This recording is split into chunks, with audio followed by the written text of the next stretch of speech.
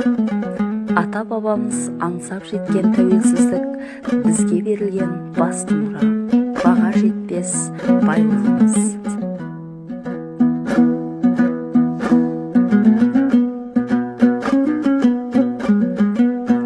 Шеберлер қаласы ата бабаларымыздың мұрасын сақтаймыз және көбейтеміз.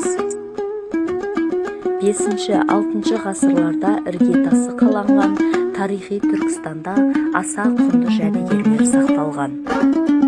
Түркістандағы Қожа Ахмет Яссауи кесенесіндегі 6 ғасырлық тарихы бар қасиетті алып қазан, тай қазан Әмір Темірдің тапсырысымен 1399 жылы Түркістан қаласында құйылған.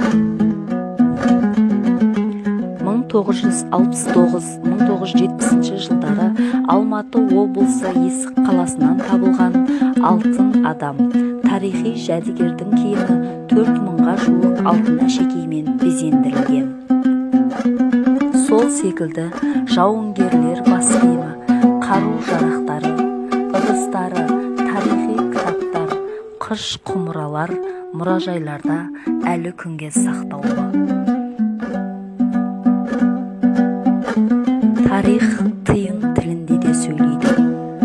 Сол мұражайларда сақталған монетаны алып қарасаңыз, ондағы жазу таңбалар өткен күннің елесі іспетті.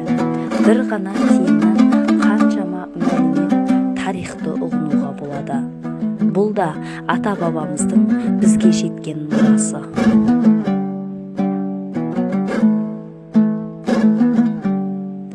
Ата бабамыздан қалған асыл мұраны сақтау қашанда біздің парызымыз.